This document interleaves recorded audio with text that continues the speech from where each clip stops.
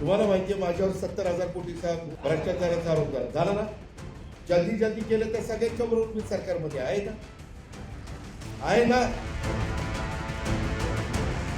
म्हणून उद्याच्या 15 तारखेला कारभारी बदलायचा. तुम्ही मला कारभारी पद द्या. नाही पुण्याचा चेहरा मोहरा बदलला तर नावाचा अजित पवार सांगणार. अरे कुठं तुम्ही पैसे काढावे?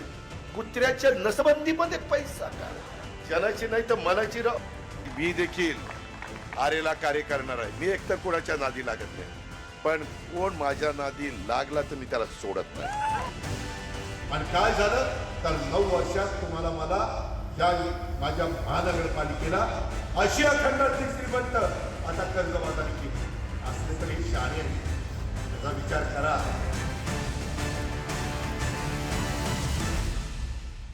उपमुख्यमंत्री अजित पवारांनी महापालिका निवडणुकीच्या पार्श्वभूमीवर पुण्यातच तळ ठोकून दररोज आरोप करत भाजपाला हैराण करून सोडलाय. अजित पवारांकडून सातत्याने पुणे आणि पिंपरी चिंचवड महापालिकांच्या कारभारावरती टीका केली जाते. हे कारभारी बदला असं आवाहन ते पुणेकरांना करतायत. भाजपाच्या कारभाऱ्यांनी महापालिकेची तिजोरी लुटली असा आरोप ते करतायत. ज्यांची 5 वर्ष सत्ता होती, नंतर 4 वर्ष त्यांनीच कारभार बघितला. ती त्रिमूर्ती त्यांनी पुण्याची वाट लावली. पुण्यामध्ये कुठेही नवीन कामं झालेली तुम्हाला पाहायला मिळणार नाही. पुण्यामध्ये दररोज नळाचं पाणी पालिकेचं मिळत नाही. इथं तर तुमच्या भागात टँकर माफियाच आहेत आणि ह्यांनीच उभं राहायचं, ह्यांचेच टँकर चालू. ह्यांनी महानगरपालिकेत सांगायचं ती वॉल बंद करा, त्याच्याशिवाय माझ्या टँकरला धंदा मिळणार नाही. हे असली इथं औलाद आहे. अजित पवारांच्या टीकेनंतर भाजप विरोधी वातावरण तयार होत असल्याचं लक्षात आल्यानंतर भाजपाचे प्रदेशाध्यक्ष रवींद्र चव्हाण यांनी अजित पवारांना महायुतीत घेऊन पश्चाताप झाल्याचं म्हटलं होतं.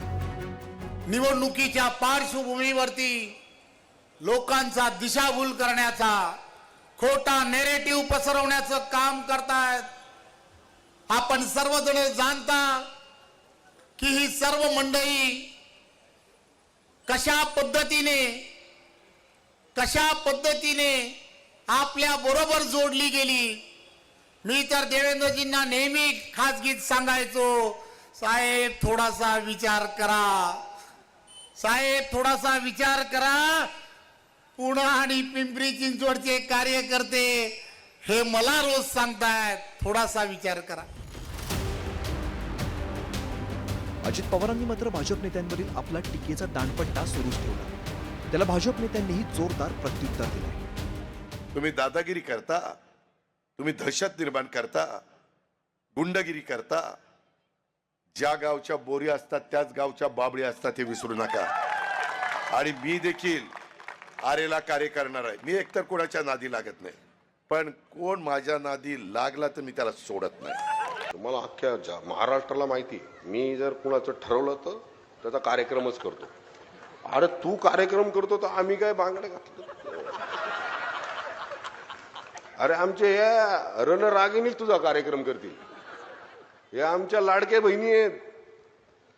लाडक्या बहिणींच्या नावावर मतदान मागताना या लाडक्या बहिणी आमच्या देवा भाऊच्या आहेत, आमच्या सगळ्यांच्या लाडक्या बहिणी आहेत. अजित पवार आणि भाजप नेत्यांमध्ये आरोप प्रत्यारोप रंगले असतानाच आता मुख्यमंत्री फडणवीसांनी या सगळ्या वादावरती प्रतिक्रिया दिली. न्यूज 18 मराठीच्या मुलाखतीत त्यांनी अजित पवारांच्या वक्तव्यांवर नाराजी व्यक्त केली. आम्ही ठरवताना आणि मी अनाऊन्स करताना सांगितलं होतं की एकमेकाच्या विरुद्ध आम्ही बोलणार नाही, हा आम्ही निर्णय केला होता. मात्र दुर्दैवाने पुण्यामध्ये विशेषतः अजितदादांनी तो संयम ठेवला नाही, ती भूमिका त्यांनी योग्य मांडली नाही. ज्या प्रकारे त्यांनी त्या ठिकाणी वक्तव्य दिली ती काही मला वाटत नाही शोभणारी आहेत. पण मी त्याला उत्तर दिलं नाही, मी त्याला उत्तर देणार नाही. माझ्यात खूप संयम आहे. माझा जो संयम आहे तो तुटणार नाही.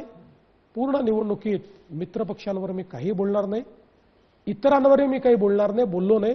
फक्त मुंबईमध्ये आलो की मात्र उत्तर नक्की देतो. कुठे टीका केली? जर मी इथली महानगरपालिका लढवतोय तर 9 वर्षात तिचं काय चुका झाल्या ते सांगायचं नाही. चुका सांगणं म्हणजे युती धर्म न पाळणं असं होतं का? मी पुराव्यानिशी दाखवतोय. पहिल्याही प्रेसला सांगितलं, नंतरही बोललोय, आजही बोलतोय. महायुतीत एकत्र असलेल्या भाजप आणि राष्ट्रवादीने पुणे आणि पिंपरी वेगवेगळं लढण्याचा निर्णय घेतला. विरोधकांना मतं जाऊ नयेत यासाठी हा निर्णय झालेला होता. मात्र आता या निवडणुकीत मित्रपक्ष असलेले हे दोन्ही पक्ष एकमेकांविरोधातच उभे राहिलेले दिसून येत आहेत. Bureau report, news 18 Marathi.